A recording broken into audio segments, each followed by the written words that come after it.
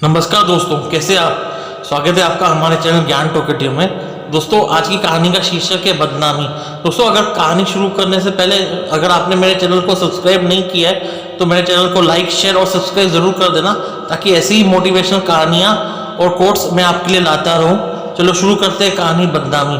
दोस्तों, ये कहानी है एक लड़की सुधा की। सुधा वैसे उसने एक छोटे से गांव में जन्म लिया था बिहार के, और उसके पिताजी ने जैसे उसने अपनी ग्रेजुएशन पूरी की उसकी शादी। सुधा की जिस लड़के से शादी हुई थी वो एक आर्मी में काम करता था। वो देश के कई जगह जाता रहता था जहाँ पे बॉर्डर में लड़ाइयाँ होती थी, कहीं कुछ मिशन होता था, और ऐसे चलते चलते उस 5-6 साल बीत गए। अब सुधा के 2 बच्चे भी थे।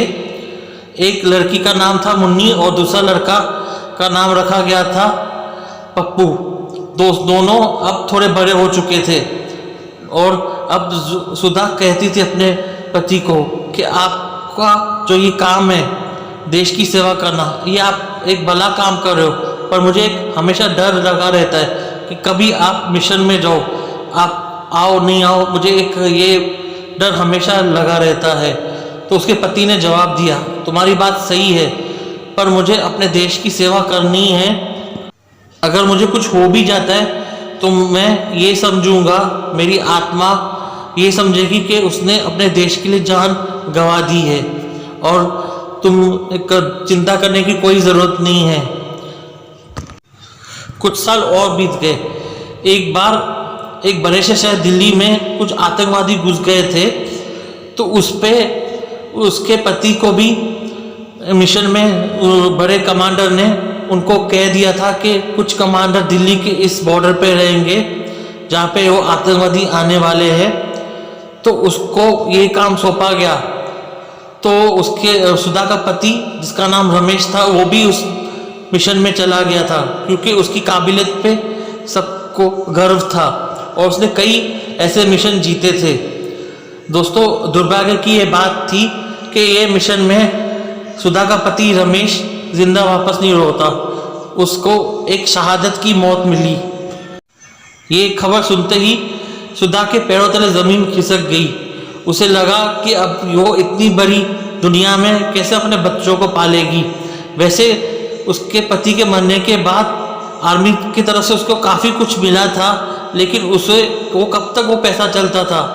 तो उसने सोचा, मैं भी पढ़ी लिखी हूँ तो मैं कोई छोटी मोटी नौकरी कर दूंगी। तो उसने नौकरी के लिए अप्लाई किया, और अब उसकी नौकरी की अर्जी भी मंजूर हुई और वो पास भी हो गई।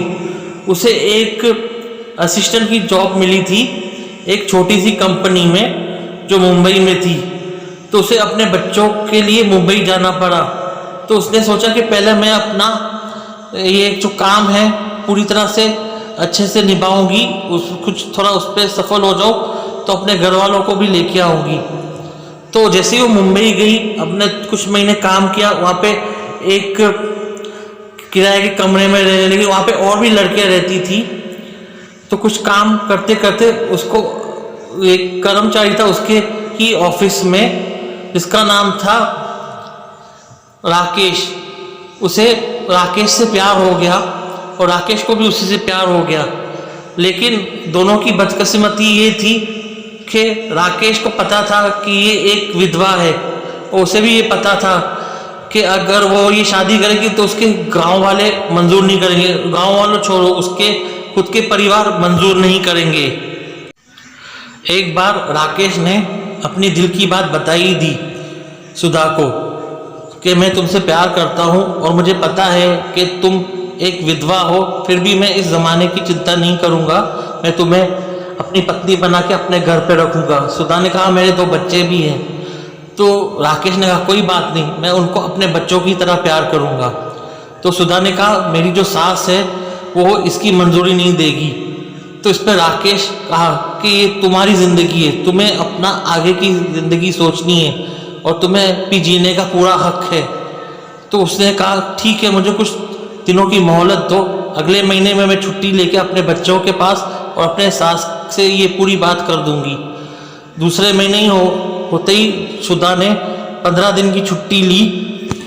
जैसे ही वो अपने गांव पहुंची तो उसने अपनी सास से कहा, माताजी मैं एक लड़के से प्यार करती हूँ, मैं उससे शादी करना चाहती हूँ। सुधा की सास ने कहा कि तुझे शर्म नहीं आती सुधा, कि तू पहले से ही शादीशुदा है और 2 बच्चों की माँ है, फिर भी तू ये कदम उठाना चाहती है। तो सुधा ने कहा, मैं मानती हूँ कि तुम इसकी इजाज़त नहीं दोगे, पर जिस लड़के से मैं प्यार करती हूँ उसका इरादा नेक है, वो मुझसे बाकायदा शादी करना चाहते हैं और मेरे बच्चों को भी अपनाना चाहते हैं, तो इसमें हर्जी क्या है।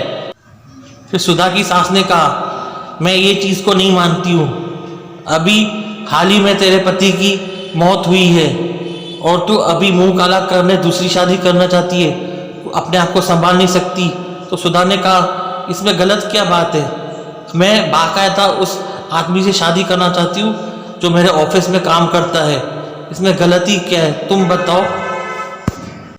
सुधा की सास ने कहा, चलो मैं मान भी गई, पर ये गांव वाले नहीं मानेंगे, गांव में तरह तरह की बातें होंगी, लोग हम पे थू थू करेंगे, तुम्हारी काफ़ी बदनामी होगी सुधा। तो सुधा ने कहा, मैं कोई गलत काम नहीं कर रही हूँ, ना मैं किसी के घर पे डाका डाल रही हूँ, ना मैं किसी दूसरे के पति को छीन रही हूँ, मैं एक बाकायदा एक शरीफ इंसान से शादी कर रही हूँ, इसमें कोई बदनामी की बात नहीं है। अगर ये लोग सोचते हैं, अगर इस गांव में इतनी धकियानी हुई सोच है तो मैं कुछ नहीं कर सकती, मैं इस बदनामी के डर से मैं अपनी ज़िंदगी को ठोकर नहीं मार सकती। फिर भी सुधा ने कहा, अगर आपको फिर भी शक है तो मैं अब जिससे प्यार करते उससे मिलवा दूंगी। सुधा जैसे ही अपने ऑफिस पहुंची, जैसे उसकी छुट्टियां ख़त्म हुई, तो कुछ दिन बाद उसने राकेश को सारी बात बता दी। राकेश ने कहा कि तुम्हारे घर वाले कैसी सोच रखते हैं, तुम चाहो तो मैं तुम्हारी सास से बात करूंगा और हो सके तो मैं उनके लिए भी सहारा बनूंगा, क्योंकि वो भी मेरी माँ जैसी ही है। तो इस बात पे सुधा ने कहा, तुम भी एक बार कोशिश कर लो। तो सुधा ने अपने गांव की सारी चीज़ें उसे बता दी कि क्या क्या सोच रखते गांव वाले, और उसे गांव का पता भी दिया। तो राकेश ने कहा, मैं कुछ ही महीने में अपनी छुट्टियों के लिए मंजूरी जैसी हो जाती है तो मैं तुम्हारे साथ गांव में वापस चलूँगा और तुम्हारे गांव वाले सरपंच और तुम्हारी माँ से बात। तो ऐसे ही 1-1.5 साल बीत गए। सुधा और राकेश अपने काम में ही व्यस्त थे, पर राकेश को इस बात की जानकारी थी। उसने और सुधा ने इस अपने फिर से छुट्टियों के लिए मंजूरी के लिए एप्लीकेशन दिया ऑफिस में, और 2-3 महीने के बाद उनकी मंजूरी मंजूर हो गई और वो चले गए गांव में। सुधा जब राकेश के साथ अपने गांव पहुंची तो वहाँ पे कई बड़े बूढ़े उसे शक की नज़र से देख रहे थे, कह रहे थे बाहर गई है काम करने और एक गैर मर्द को अपने गांव में लेके आई है, हाल ही में तो इसका पति मरा है। जैसे ही सुधा अपने घर पहुंची तो उसने अपनी माँ से, यानी उसे वो माँ कहती थी, अपनी सासू माँ से उसने मिलवाया राकेश को।